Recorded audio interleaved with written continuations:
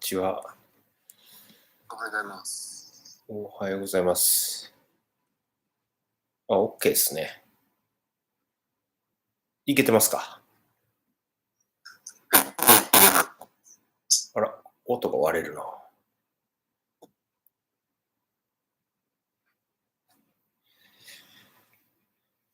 YouTube ライブを配信しながらですよ。配信しながら。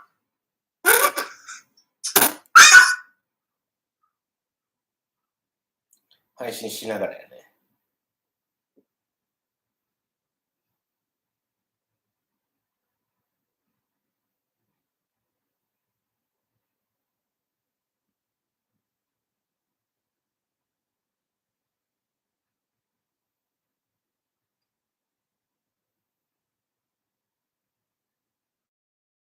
さてと、支度しよう。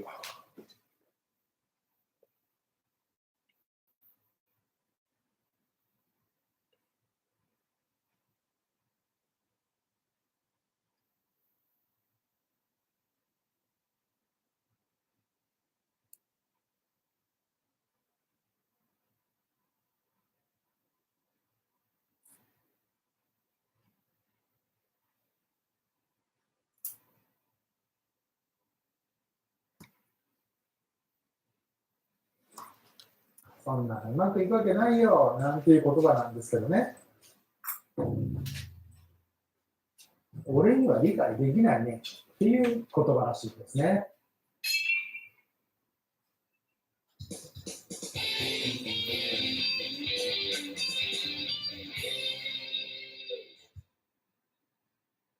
マカティから宮坂作研次長です。今回もですね、作研団ということでお付き合いいただきたいと思います。実はですね、先日、とある国のとある社長さんとお会いする機会がありまして、この近くのね、レストランでご飯食べながらお話しさせていただいたんですけどもね、いろいろとね、お話ししていくうちにね、あることを思い出したのでね、これ動画にしてみようかなと思って、カメラを回しております。僕の経歴をね、ご存知の方はわかるかと思うんですけども、昔からね、いろんなことをやってきておりますので、チャレンジというか、そういうのがすごく多かったわけなんですけども、そんな僕がね、やっぱり一番よくね、人から言われたことっていうのはですね、いや、それ無理だろうとか、そんなうまくいくわけないよ、なんていう言葉なんですけどね、かなり、ね、言われ慣れてはいるんですけども、例えば、小学校の時にね、役者さんになりたいってずっと思ってたわけですよ。そうするとね、大体皆さんは、無理だろうと。しかもね、具体的にこう言ってくれるんですよ。まず身長高くなきゃダメだろうとか、顔もね、もっと良くなきゃダメだろうとか、こういろいろ言われるわけですけども、僕としてはね、いや、そうじゃない役者さんも結構いるしな、みたいな。ね、個性派俳優。その当時個性派俳優なんて言葉はなかったですけども、そういうのもね、ありなんじゃないかなと思ってたんですけども、それで悶々とこう過ごしている中で、ね、ある日ね、ふとあることに気がついたわけですよ。いろんなね、意見を言ってくれる方確かにいるんですけども、果たしてその中にね、その経験をして言ってくれた人って、いないのかなっていう。当然ですよね。良かれと思って皆さん言ってくれてはいるんですけども、それはほぼね、想像できる範囲の中で言ってるわけなんで、あれはね、経験して、やってみたけど無理だったよなんていう人はなかなかいないわけですよ。そういう意見って参考になるのかなみたいなことを思っちゃったんで、そこからはね、逃げくれてしまったというか、ほとんどね、人の意見を聞かないみたいな人になっていってしまったわけなんですけどね。正確に言うと聞かなくなったというよりは、聞くべき人から聞きたいみたいに変わっていったってことなんですかね。経験がたくさんある人とか、それなりにね、何かをできるようになった人とか、経験を収めた人とか、大事なことはね、そういう経験をされてる方から聞いてみたいなみたいな、そういうふうになっていったわけです。で、冒頭の話に戻りますが、その社長さんと話した話っていうのはですね、これね、アメリカでの話なんですけどね、アメリカもですね、今や結構日本人オーナーが出すレストランとかね、そういうところがかなり、ラーメン屋ショップってね、結構増えてるわけですよ。しかもそんな中でね、大成功を収めたようなところもあるわけです。例えば、ロバート・デ・ニーロとね、クイーンで出資してもらってやったノブレストランとかですね、ああいうところがね、爆発的に伸びて大きくなっているわけです。そうやってね、日本食レストランみたいなのがどんどん広まって、アメリカでもね、有名になってくれたら、同じアメリカ国内でね、やってる日本食レストランなんかにとってみたら、すごく誇らしくてね、すごく嬉しいんじゃないかななんて思いきや、実はそうでもないということなんですね。そういうね、同業者の中には、この大成功したレストランでも全然昔からね、はるか昔から営業してるようなところもいっぱいあるわけですけどね。その同業者のレストランにですね、大成功したレストランの従業員とかが行くとですね、これはね、本当に分かるそうなんです。その従業員がこう、カウンターとか、2人ぐらいがこう、そこに対してとか、そういうことが話なんかになってきてたわけですね。そうするとね、こう、どこで働いてるのみたいな、そんな話になっていって、どこどこのレストランとすると、その大成功したレストランの名前を出して、大体の会社が自然な顔になるらしいと。で、必ず出てくる言葉がですね、いや、それに何がいいのかね、と。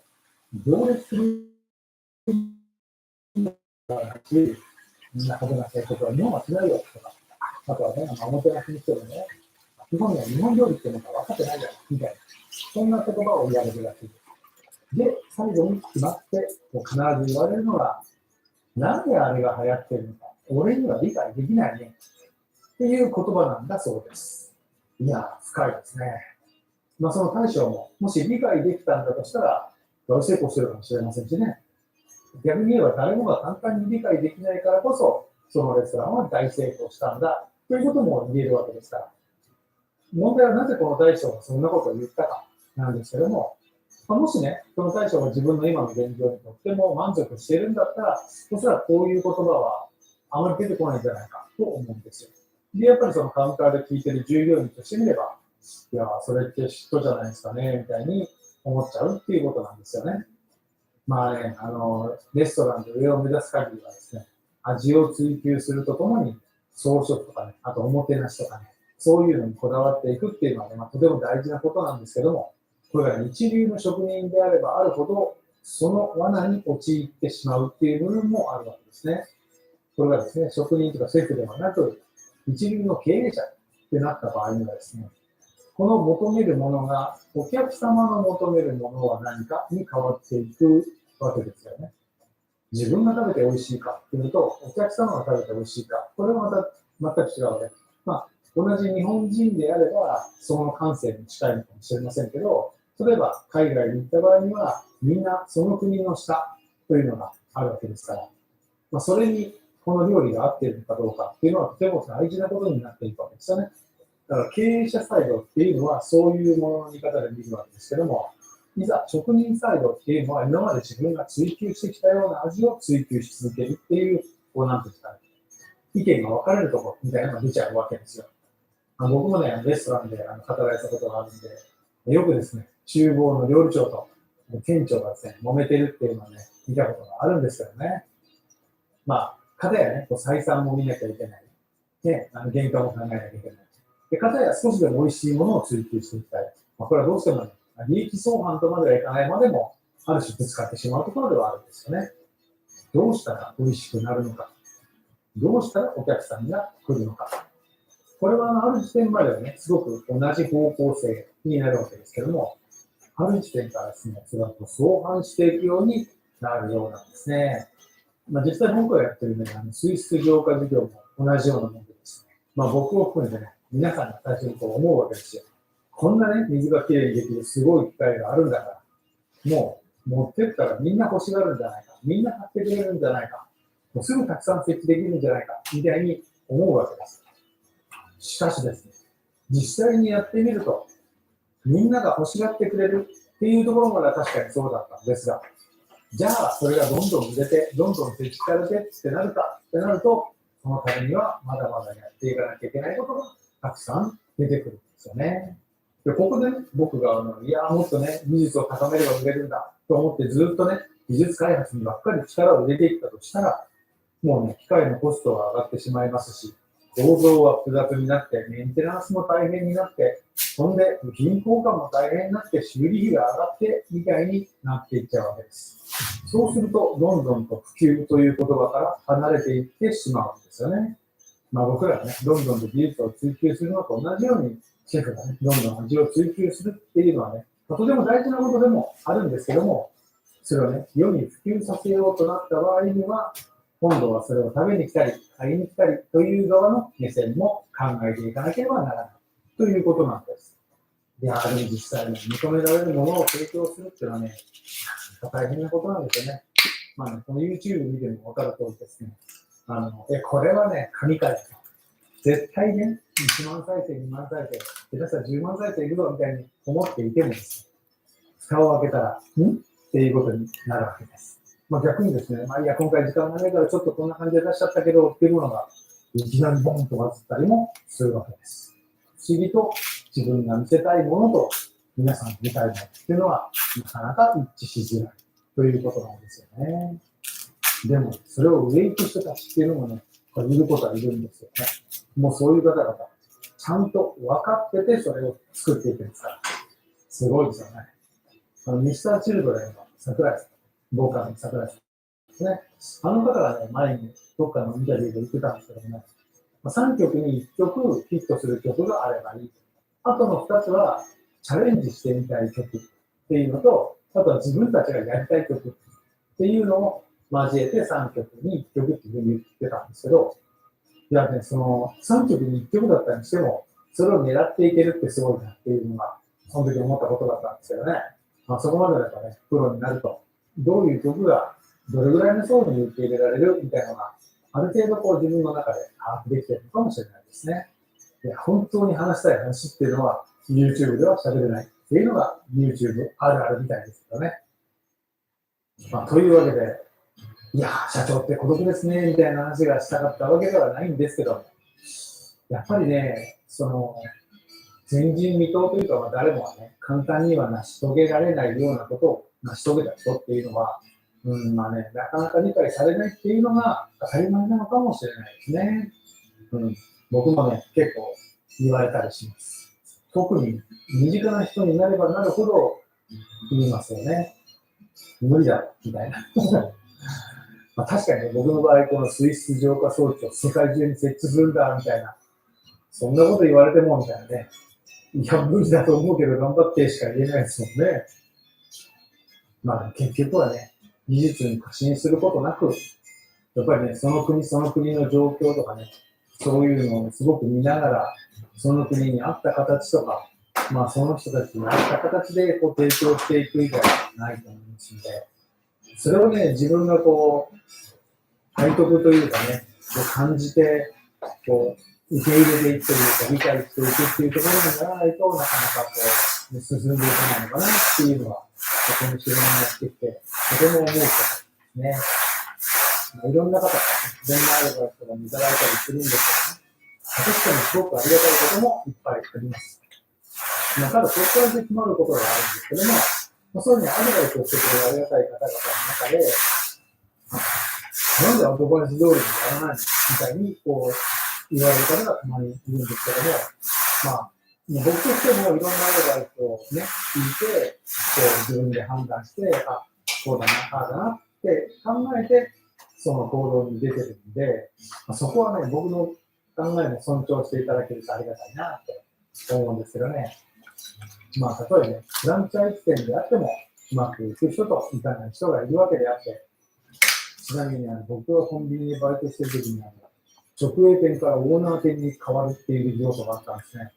で、そのオーナーさんはね、直営店の方とすごく一生懸命やりながら勉強していったんですけど、結局はダメになって、ご夫婦でやられたんですけど、最終的に離婚されてしまったんですね。だから、たとえね、フランチャイズであったとしても、やっぱりその人の向き不向きとか、その人のそのやり方、やる気にも関わってくるのかなと思いますので、人から教わるにしても、アドバイスを受けるにしても、最終的にはね、自分のやり方っていうのをこう体得しない限り、長く続かないような気がするんですよね。そんな成長真っ只中な僕ですけども、今後ともよろしくお願いします。というわけで、最後まで動画をご覧いただきありがとうございました。チャンネル登録の方もぜひよろしくお願いいたします。それではまた次回の動画でお会いしましょう。さっけんでした。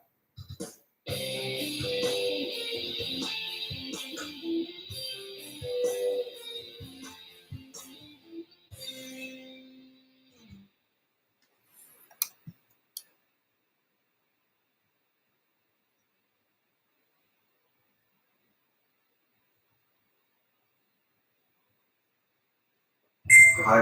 よろしく。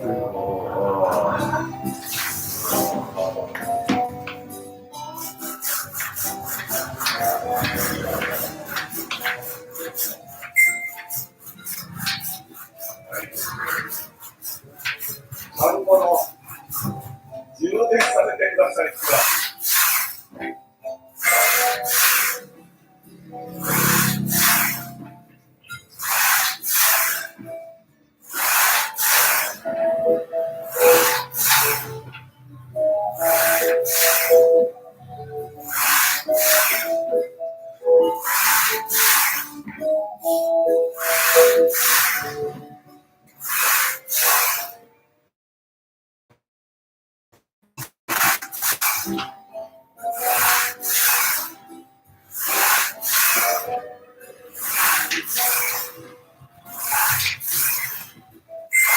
はい、一瞬だけバイトできます。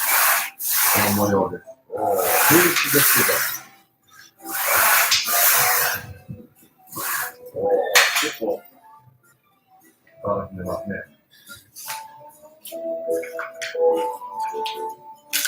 はい、行ってみましょう。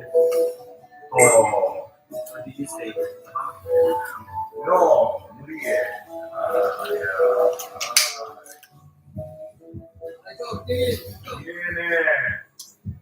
綺麗ね。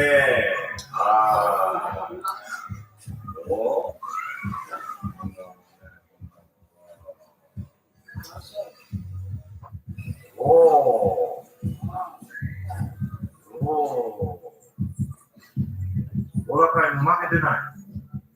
お若いにも負けてません。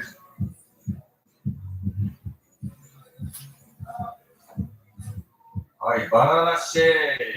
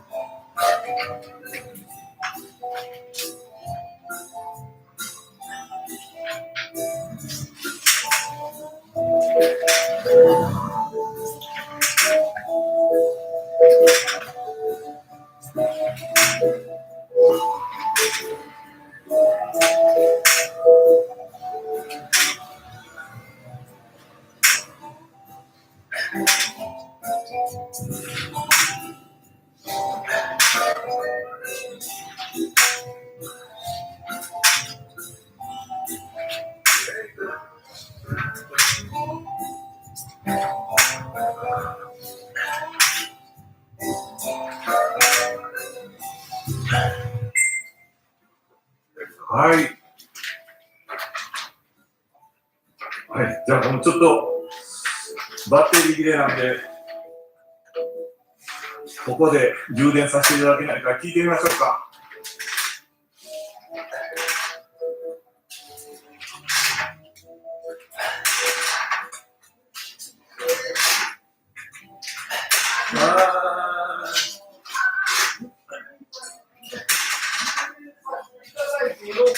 充電させていただいてよろしいでしょうか。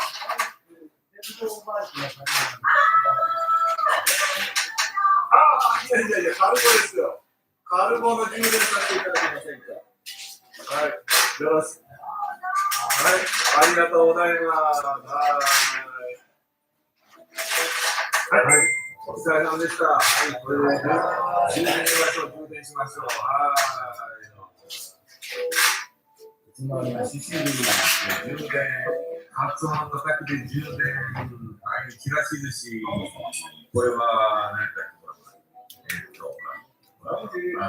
茶蒸し、それからこれ、白芋の刺身、天ぷら。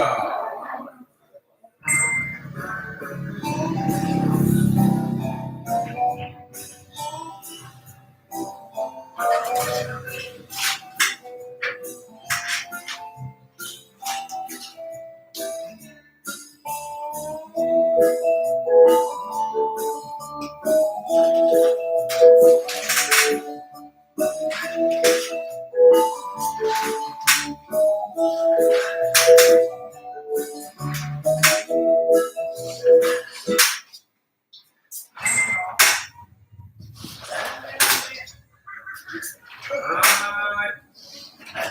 ようなら、またねということで、皆さんもこうやってね、お越しください。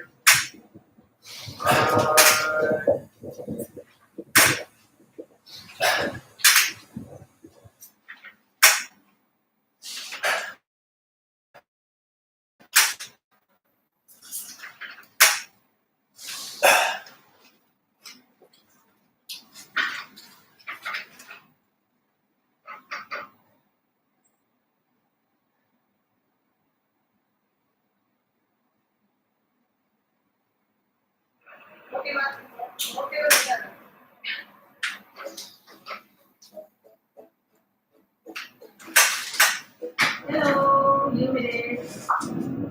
はい、ということで、今日の企画なんですけど、視聴者の方からね、リクエストのあったタガログ語講談ということで、ヨルさんにタガログ語を教えてもらいますけど、なんか普通のね、タガログ語を教えてもらっても、面白くないかなと。せっかくなら、なんかこう、ためになるような、面白い言葉っていうか、盛り上がる言葉っていうのを教えてもらおうかなということで、よろしいですか、皆さん。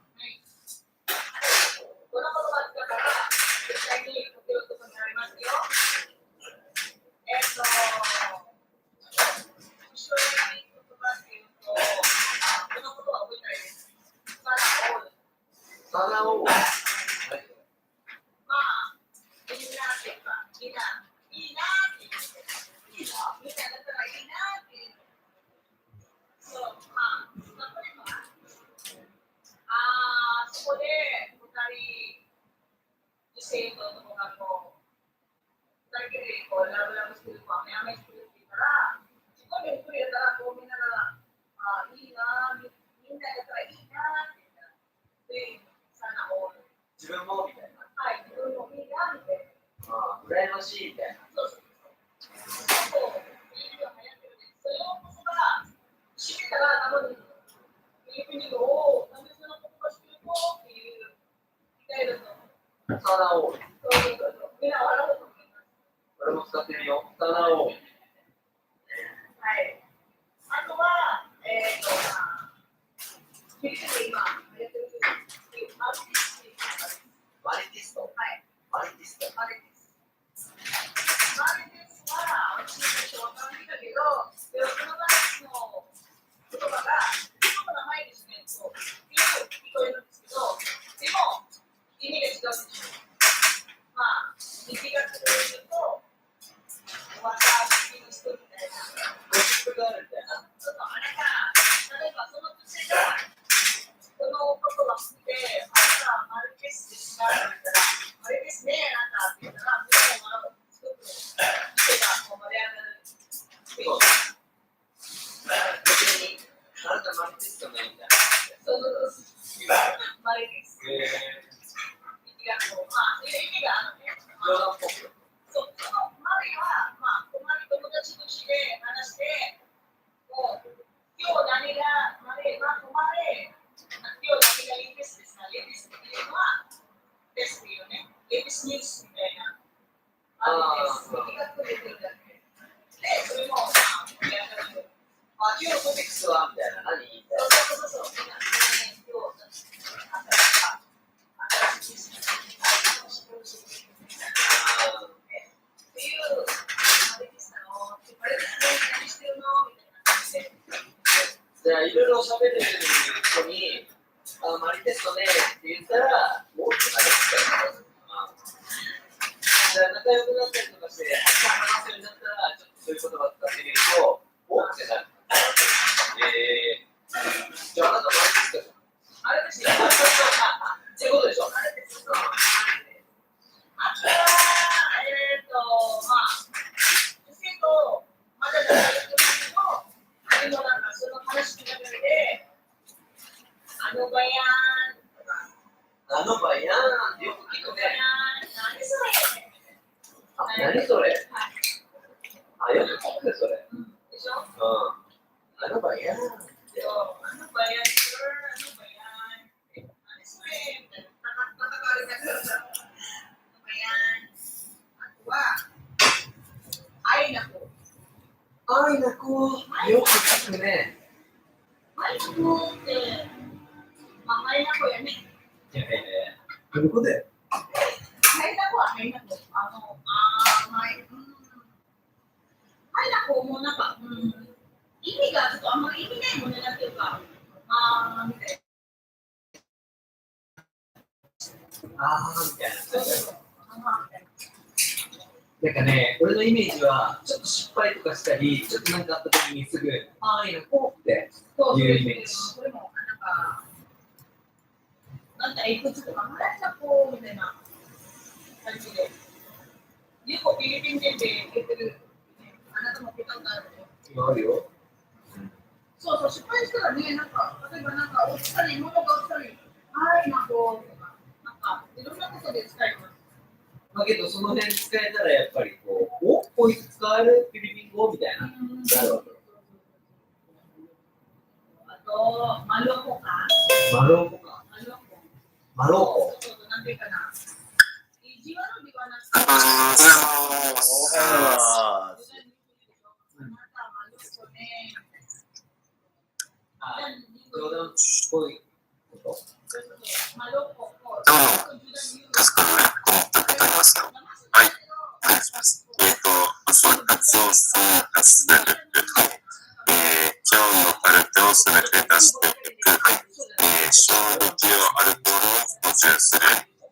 朝は操縦する。はい、口コミの声かけをする。です。話をつく。記事欄に書いてましたけど、はい、こんな書かれてたんですね。このことありました。びっくりしました。悪いことばっかりでなかったらよかったんですけど、はい。素晴らしいことあるんだなって思いました。勉強になりますね。勉強になりました。無駄な大国ですね。いや、ほんとそうですね。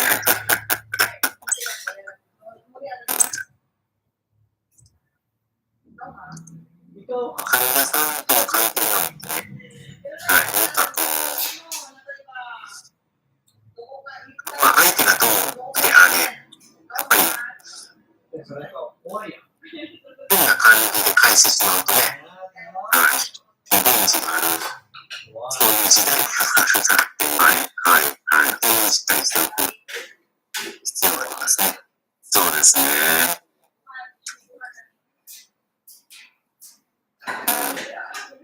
そのぐらいの対応も一個一個なんか言葉とか考えながら話をしましたけど、まあ結果うまくいってよかったです。よかったですね。まあでも結構ここまではやります、ここまではやりませんっていう患者さんに明確にしておくっていうのはすごい大事ですね。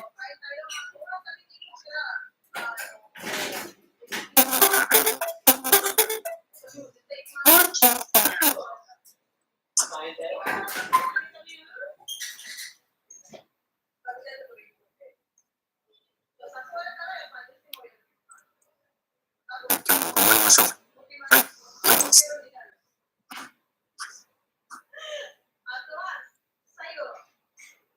最後はこれ絶対フォトして載せるようになると思います。このことしたら一番いいと思います。コストも、ノンコストも。はい。何それ。何が欲しい？いやいや、もうその言葉はダメでしょ。何が欲しい？女の子が、まあ女の子が喜びます。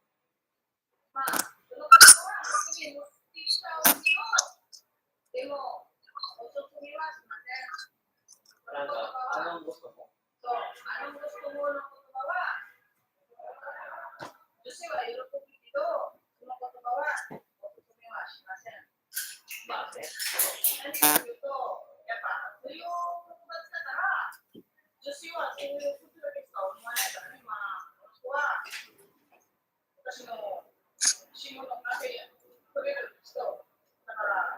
ABCD がわからないからね。だからそこだけ見てしまうから。ただ、それはもうできるけど、でも、その、意味がちょっとあるよね、なんかな。持てると、これだけ欲しいとかがまた違うからね。まあ、コストもすぐ使うと、なんかすぐね、買い物でなんかいろいろ買ってくれる人になっちゃうってことね。まあでも全部じゃないけどね、言ってみるのよ、そうが。でも大体は喜んで、あ、うん、じゃあ何がいいかな、じゃあ考えますとか。まあ、という言葉は、だからまあ、手は出る。けど、だったらダメ。好きな人にだけ。まあ、好きな人に僕であまりしたからダメですよね。はい。でも何でも買ってくれると思われるよね。これ、1年に1回しか使わんよ。はい。そうです。誕生日の時だけ。誕生日だけと、バレンタイン。バレンタイン。まあでも、私が、ここは、それが、一番次は、やっぱ、そう、あれと思うから、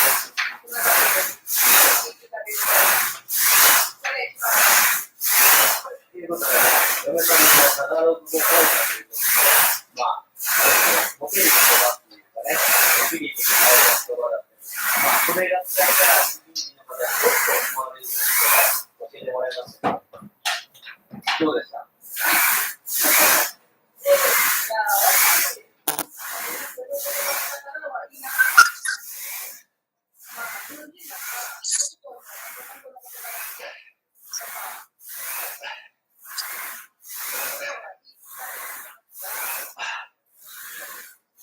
日本でもね、外国の方がね、日本語をね、こう話すとさ、おってやっぱ、ね、僕らもすごいからね。やっぱ僕ら日本人がフィリピンでタガログを使うと、フィリピンの人もおっと興味持ってね、くれるのかなと。そしてそれがちょっとこう、ね、モテるみたいな感じにつながっているのかなと思いますけど。やっぱ、日本人だったら、ちょっとタガログだったら、お、ちょっとなんか、いいね、ちょっとタガログわかるから、なんか、いいねと思うやん。そうね。かわいいに聞こえるよね。なんか日本人がタガログをしたら、なんかかわいいなっていうか、意味が難しいけど、まあ、日本語で一緒にたら、なんかかわいいね、なんか日本語の喋り方が、まあ、みんなって言うのかな。そんなもんかな。まあちょっと、また、タガログのコードお願いします。はい、また今度ちょっと、もっとインテリナルのタガログをちょっと考えます。そうね、ぜひね、ご覧の方もね、こういうの知りたいとか、こういうタガログ語講座がっていうのがあれば、ぜひコメントをいただければと思います。ということで、今日はこの辺で終わりましょう。はい。じゃあ、今日の勉強の言葉を聞いてくれてありがとうございました。じゃあ、またさよなら。バイバーイ。バイバイ。